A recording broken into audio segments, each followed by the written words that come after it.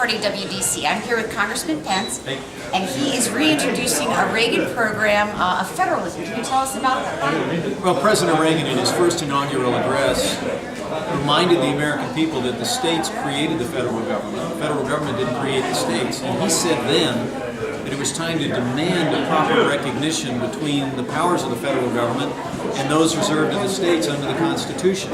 A year later, he came to the Capitol building in Indianapolis, Indiana, and he called for a new phase of the great American experiment, which was federalism. He proposed that his administration would recommend sending about 40 federal programs back down to the states with the revenues associated with them. Unfortunately, no one took him up on it. Well, that sounds like a great idea.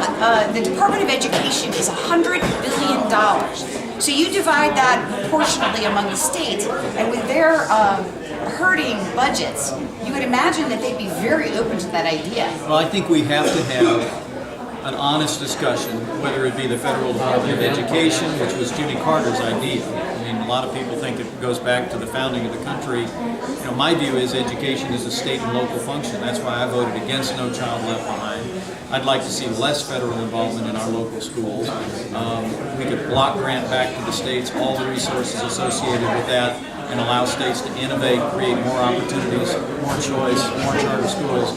But this gives states the ability, whether it be in healthcare, whether it be in education, even whether it be in transportation, to be those laboratories of democracy that are, you know, from the founders forward, always understood that they'd be. And what's your website? Well, you can go to mikepence.house.gov and we'll link straight to President Reagan's speech. It was on the 9th of February, 1982 at the Indiana State House. But Reagan was right 30 years ago. He's still right today. Well, the Tea Party will help you get out those ideas, and we really appreciate you bringing it back up. Thank you. Wonderful. Federalism is the answer.